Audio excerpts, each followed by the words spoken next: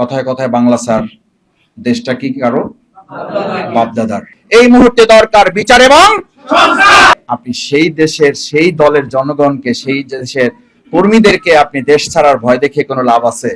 আজকে যে বাংলাদেশের নতুন স্লোগান আপনারা তৈরি করেছিলেন, সেদিন যে স্লোগানের উদ্যোক্তা ছিলেন আপনারা, কথায় কথায় বাংলা স্যার, দেশটা কি কারো বাপদাদার, এই স্লোগান কিন্তু আপনারাই ধরেছিলেন। কারণ একটা দল বা একটা গোষ্ঠী বা একটা পরিবার মনে করেছিল এটা তাদের বাপের বা তাদের দাদাদের বা তাদের পরিবারের একটা দেশ।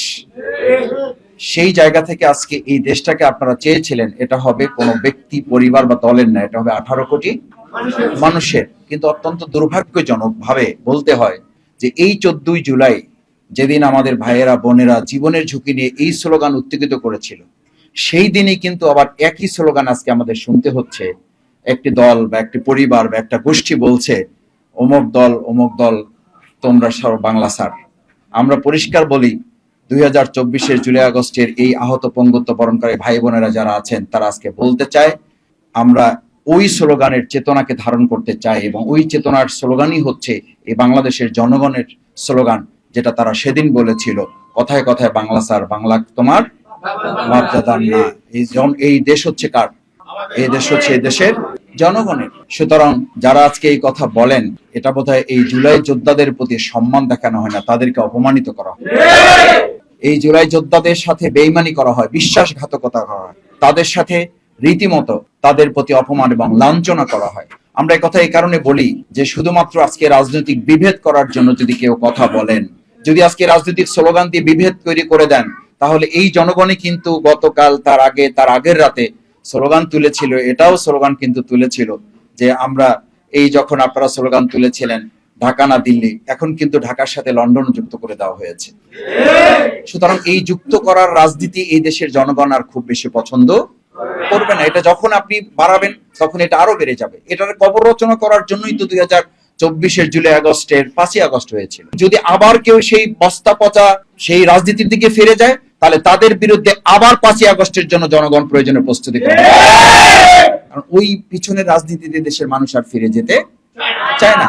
আমি আপনাদের কাছে একটা কথা বলি, আপনারা বিবেচনার জন্য আপনাদের বিবেকের কাছে রাখি, শুধু বিগত 17 বছর না, বিগত 53 বছর দেশ স্বাধীনের পর যারা আজকে আমরা এটা বলি যে এই যে আজকে আমরা দিল্লির সাথে ঢাকা, দিল্লির সাথে পিন্ডি, পাকিস্তানের কথা বলি, দেখেন বাংলাদেশ জামাত ইসলামী একজন কর্মী, একজন সমর্থক, একজন সহযোগী, একজন শুভাকাঙ্ক্ষী এই 17 বছর, বিগত 53 বছর জেল, জুলুম, নির্যাতন, নিপীড়নের মুখে পড়ে আপনি কখনো শুনেছেন যে আমরা দেশ ছাড়া হয়েছি?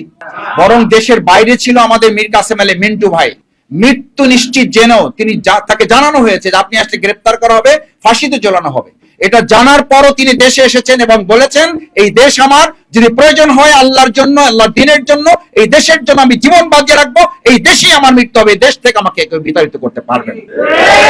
আপনি সেই দেশের সেই দলের জনগণকে, সেই দেশের কর্মীদেরকে আপনি দেশ ছাড়ার ভয় দেখে কোনো লাভ আছে? এই ভয় যারা দেখান, তারা তো ভয় দেশে বসে দেখান না, তারা তো ভয় বিদেশে বসিয়ে দেখাচ্ছে। আমরা এই কথাগুলো আলোচনা এজন্য নিয়ে আসছি যে আজকে আমাদের এই জুলাই যোদ্ধাদের প্রেরণাটা ছিল, চেতনাটা ছিল, জুলাই আগস্টের চেতনাটা ছিল আমরা ঐক্যবদ্ধ হবে দেশটাকে করবো। তাহলে বিভেদের রাজনীতিতে আমরা কেন জড়াচ্ছি?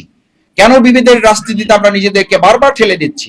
আমি আপনাদের কাছে শুধু অনুরোধ করতে চাই, সম্মানিত ভাই এবং বোনেরা, এখানে যারা এসছেন, কবি কাজী নজরুল ইসলাম এক আল্লাহ জিন্দাবাদ একটা চমৎকার কবিতা এই জাতির জন্য লিখে দিয়ে গিয়েছিলেন। আসলে আমাদের জাতীয় কবি হওয়ার কথা ছিল তো কবি কাজী নজরুল ইসলামের। এটা একটা চক্রান্ত, একটা ষড়যন্ত্র অংশ হিসাবে শুধু ইসলাম এবং ইসলামের চিন্তা দৃষ্টিভঙ্গিকে খাটো করার জন্য তাকে পিছনে ফেলে রাখা হয়েছে।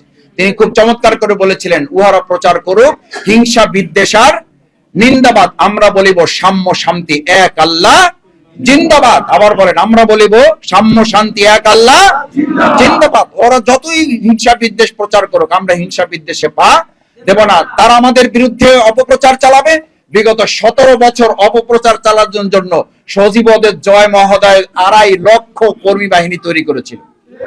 2.5 লক্ষকে এই ইন্টারনেটে তাদেরকে চাকরি দিয়েছিল। চাকরি দিয়ে 2.5 লক্ষ দিয়ে জামাত ইসলামী ছাত্র শিবিরকে মোকাবেলা করা যায় নাই।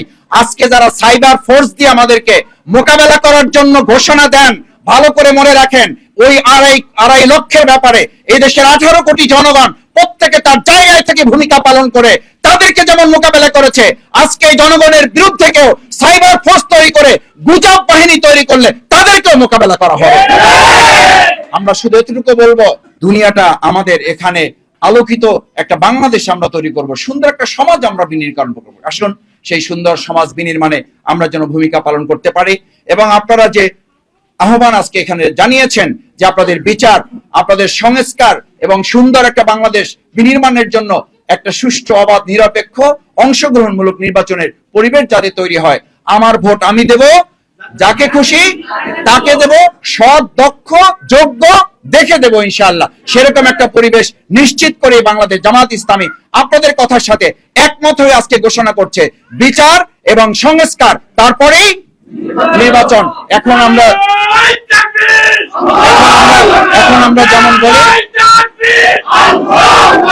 এখন জনগণের কেউ একটা অংশ যেমন স্লোগান দিচ্ছে এই মুহূর্তে দরকার নির্বাচিত সরকার। আর আমরা আজকে এখানে আমাদের জুলাই যোদ্ধা আহত ভাই বোনদের সামনে রেখে স্লোগান দিতে চাই, এই মুহূর্তে দরকার বিচার এবং এই মুহূর্তে দরকার।